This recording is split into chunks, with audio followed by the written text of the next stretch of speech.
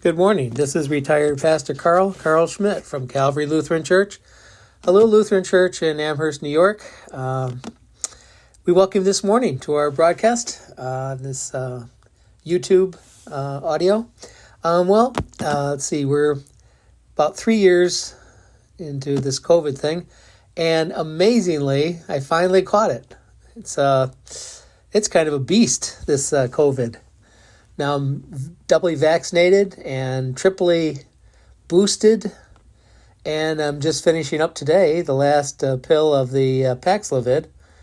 And this is definitely nothing to fool around with.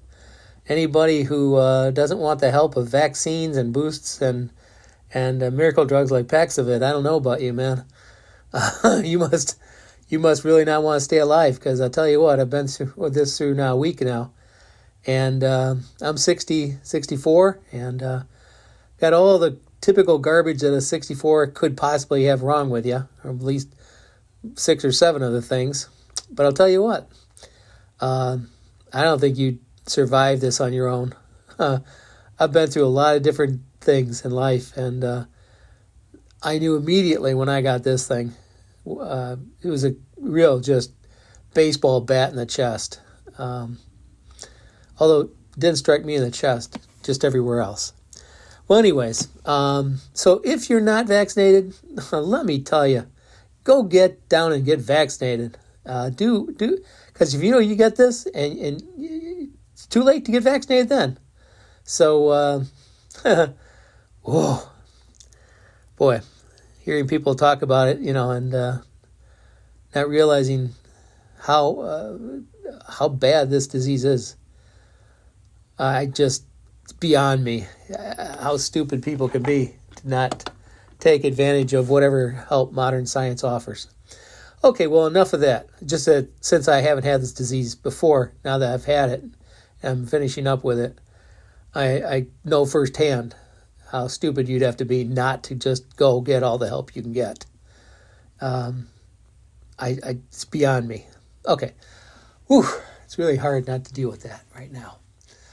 Okay. Sorry about that. Just,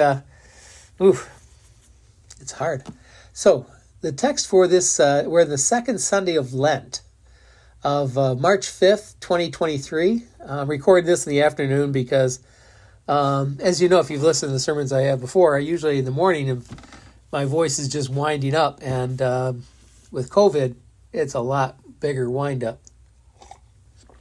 It's a lot tougher. Although I'm nearly back, but still. So the second Sunday in Lent, March 5th, 2023. And the text is for the One Year Church series is from Matthew 5, 21 through 28. Ye have heard that it was said by them of old time, Ye shall not kill, and whosoever shall kill shall be in danger of the judgment. But I say unto you, that whosoever is angry with his brother without a cause shall be in danger of the judgment. And whosoever shall say to his brother, Raca, shall be in danger of the council. But whoever shall say, Thou fool, shall be in danger of hell fire. Therefore, if thou bring thy gift to the altar, and there rememberest that thy brother has something against you, leave there and get the gift before the altar and go your way, and first be reconciled to your brother, and then come and offer your gift. Agree with your adversary quickly while you're in the way with him, lest at any time the adversary deliver you to the judge, and the judge deliver you to the officer, and thou be cast into prison. Verily I say unto you, thou shalt by no means come out thence till you have paid the uttermost farthing. Ye have heard that it was said by them of old time, Thou shalt not commit adultery. But I say unto you that whosoever looketh on a woman to lust after her hath committed adultery with her already in his heart. This section from Jesus is not gospel. This section is law. In fact, it's essentially pure law. You see, there are two teachings God has. One is law, the other is gospel. The law is not the proper message that God has to bring to the world. The law is how should I put this? It's a summary of things that God feels about us. And it's very strange. One of the laws is thou shalt not kill. And you tell children when they're little, Johnny, don't hit your brother. Susie, be nice to Sally. Kids play nice with each other. Don't even fight. Don't argue. Don't throw things. Don't hurt each other. I'm a parent and a triple grandparent, and I'll tell you, that's nonstop, right? Okay, but that's all law. And it's summarized, thou shalt not kill. But you see, Jesus, when he looks at this and tries to communicate this idea of law, even though you can make it in a little list, you can make your favorite laws. This is one of the things I really hate about the law. People make favorites and then imagine, this is great, imagine that they keep the law. At the end there, verse 27, this is Matthew chapter 5. Ye have heard that it was said by them of old time, thou shalt not commit adultery. But I say unto you that whosoever looketh on a woman to lust after her hath committed adultery with her already in his heart. Let's just dwell on this one for a second. This whole idea of gender, this whole idea of reproduction, this whole idea of relationships, and this one is well, they're all ludicrous, really, completely ludicrous. I say that because depending on the circumstances and the conditions and the relationships and all of that, the actual activities may or may not be legal, may not be appropriate, maybe or maybe not recommended. I mean, you look at relationships and you look at sex, you look at gender. In this world today, and I say that this is one of my favorite because of the way people treat it. Some people say, well, I'm married. Like me, I've been married for decades. My wife and I knew each other from right off when she was 17, I was 18. And we're now in our 60s, middle 60s. Our ages are 10 months apart. And by the time we were both 18, we were dating. So we've been together for our whole lives. And married young and had 3 kids. Actually, we had 4. We lost one before birth, as many people have with miscarriage. But you go through life and you experience all these things. And so you have experience with this issue of relationships, reproduction, gender. And you look at this and you go, this is not a well understood thing by most people. Most people say a boy is a boy, a girl is a girl. Well, that's not really true. Gender in the first 3 weeks of life isn't really even determined. And there's a percentage. I'm not a medical person, so I don't know. But it's a percentage of time that gender isn't even determined, or there's mixed gender, or double gender, or confused gender, all different kinds of births that God designs. None of these are accidents. God is the one who designs every child. There are no mistakes. And each child is special and unique and one of God's gifts to his family and to the world. That's how this works.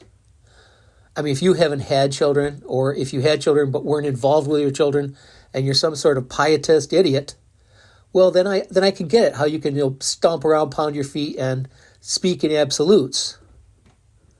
But if you've actually worked with Children's Hospital or been a doctor or a nurse that works with OBGYN wards and works with parents and works with children, if you've been a preschool teacher or a pastor your whole life, which I have been, then you're not that stupid. Then you don't go around pounding your feet and stomping the table about gender this, gender that. None of it Heck, it barely makes sense on a good day. And people want to say, who is eligible for what? Are you serious? Talk to a doctor sometime. Talk to a nurse. Talk to someone who actually isn't stupid. And even Martin Luther, he wrote a great deal about children who were at issue with these things and born this way.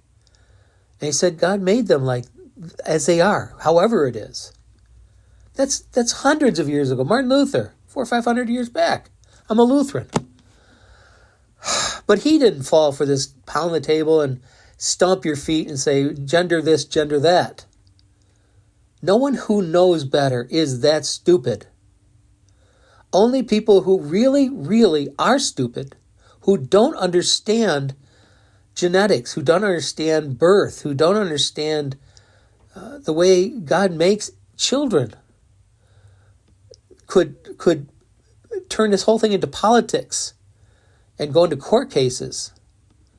This isn't politics. This isn't court cases, in spite of the fact that a lot of Reformed and a lot of fundamentalists and a lot of major religions even, not just among Christianity, want to turn it into something political.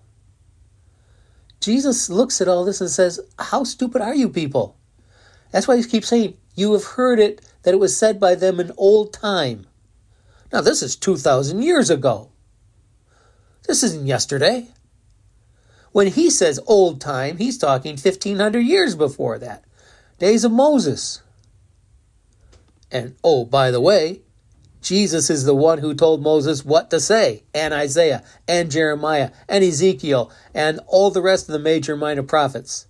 Oh, by the way. And so, Jesus is trying to say here, when he's talking to these people about the law, his rendering of the law, because it is his law. It's not ours. It was never ours. And the law is something we don't understand. In Hebrew, it's Torah. In Greek, nomos. In English, law. We don't understand the law. How could we possibly understand the law? We don't know what's wrong with us. We don't know what sin is. I used to have people who'd come to me and ask about issues with sexuality and relationships. And I used to tell them, I said, what is it? You're living together, you're dating. I said, until you're married, you don't go professional with sin. And they look at me like, what? Isn't it the other way around? I said, tell everyone I've ever met, no. You want to really begin sinning, get married. Whatever type of relationship you're in. Because it just makes it that much harder. Life gets more complicated. And every single moment and every single day becomes filled with the issues so much more complex. It doesn't make anything easier. It makes everything harder. And relationships do that too, by the way. A little free advice. So here's the thing. Jesus looks at this as, oh, so you think because Moses wrote something down for you, you think because you have the Torah, you think you have the Gemara, you think you have the Mishnah, the oral law, and the lessons on the law, you think you have all this written down, you think you have your little list of laws, and you think that because of this, you stand on some good solid ground with the law. And Jesus looks him in the eye and says, let me tell you, you don't know jack. You don't know the law. You're stupid. And you're obviously not fulfilling the law, because the law is like when God said to Abraham, walk with me and be thou perfect. And if you even dream that's you, I am so sorry for you. That somehow you became that stupid. You're not perfect. Only God alone. And I don't even know what the word perfect means. Look, we grew up in the valley. Perfect is somewhere up on the top of a mountain, hidden in clouds. We don't even know what that looks like. We can't even dream of what that means. much less fulfill it. I don't care if you're married. I don't care what type of situation you're in. I don't care what your gender identification is. There was a comedian on Penn and Teller, and he said, I show you my porpoise. And it wasn't a porpoise. I think it was a lizard or something. And he goes, yeah, well, my lizard identifies as a porpoise. And I thought that was hilarious. It's hilarious because whoever the comedian was, or the magician on Penn and Teller, he got it right. He understands that identification and reality and is so actually messed up. And that's how actually God makes it. Ask a doctor if you don't believe me. Ask someone who knows anything about biology and genetics. Ask someone who is smart. Just because you think you're smart doesn't make you smart. Go get an education. Hang a sheepskin on your wall like we used to say back in my day. I have sheepskins hanging on my wall. So, they can tell you, like Jesus is trying to tell these people 2,000 years ago, you think you're so smart, huh? You think you know all about gender and relationships and all that. Well, let me tell you that whether you're married, whether you're not married, whether you identify as a frog, doesn't matter. You're not following the law. I don't care who you are. Even to even think a thought is already violating the law. Try those shoes on for size. Any one of you listening that thinks you actually are sitting on good, solid ground. Because if you actually think that thought, that just means you're already more stupid than you should be. If you've been listening to any of my other sermons, where I repeatedly say, I don't even know what sin is. How can we? Sin is the malady. Sin is what's wrong, but the remedy, you see, the remedy has to fit the malady.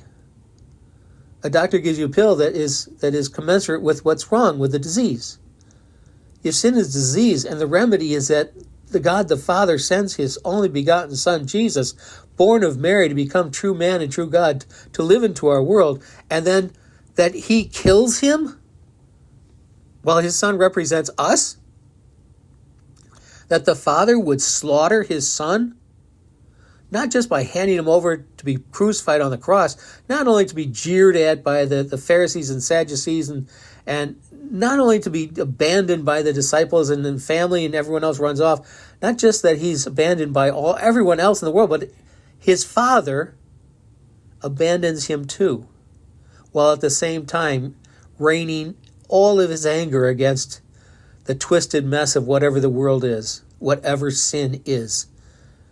And again, if you actually think you know what it is, oh dear God, your brain is not switched on.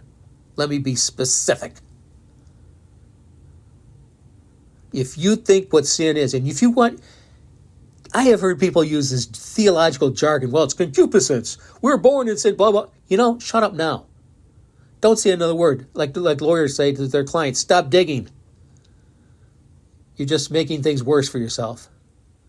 And that's what this is the lecture Jesus is giving here. Stop digging. You're stupid. You don't know even what the subject matter is.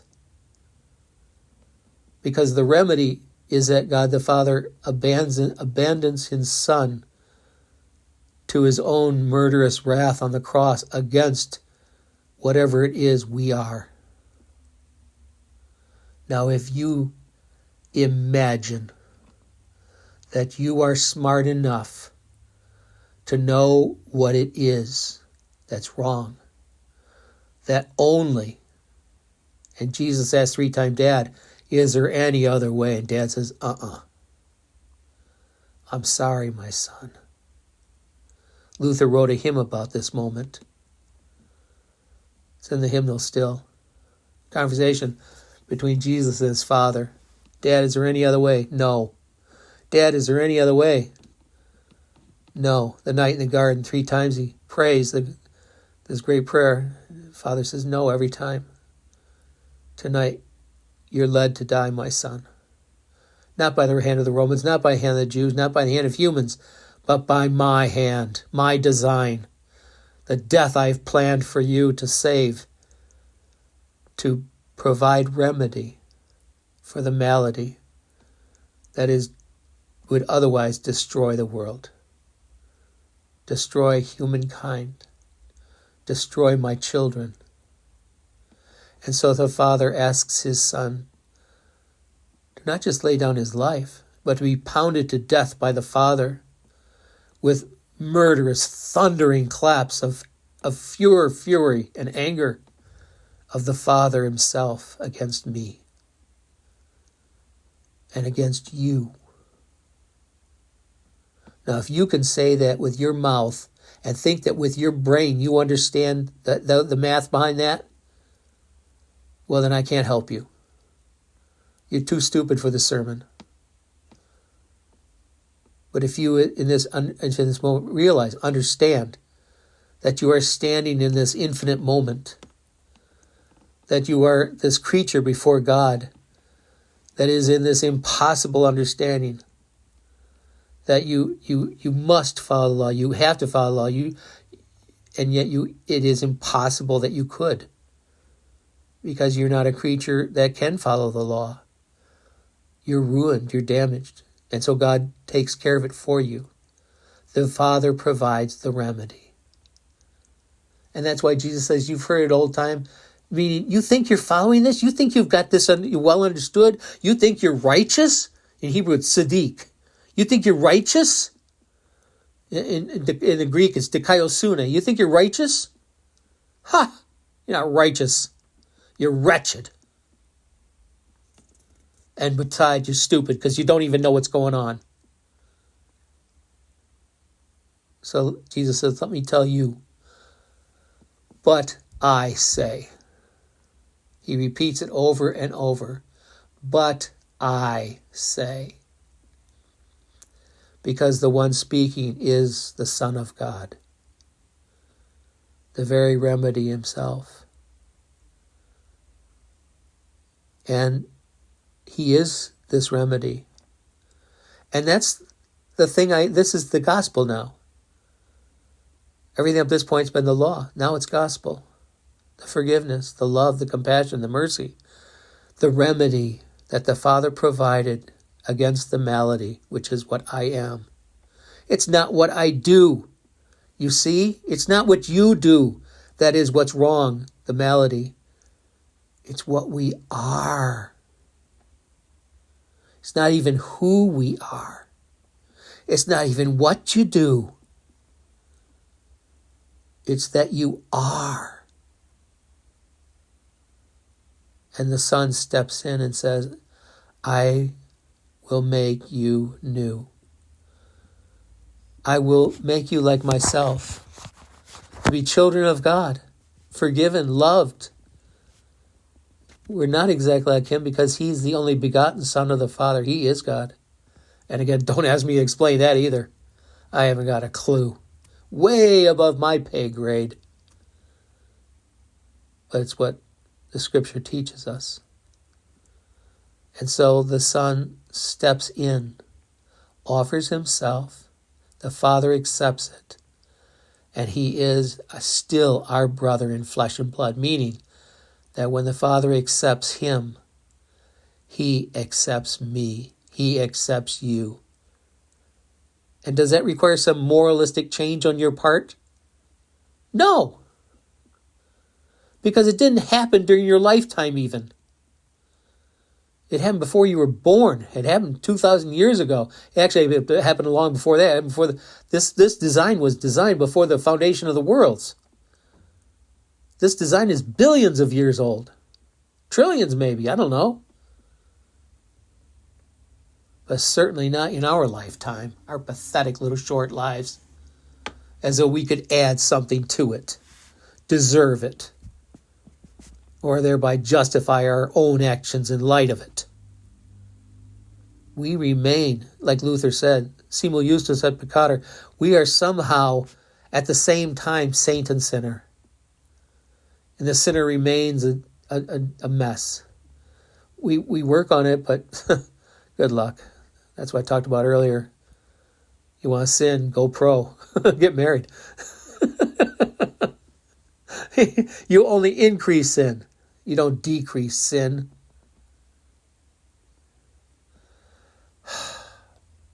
St. Paul says this. Sin, the law only increases sin. It never makes it less. St. Paul was pretty smart.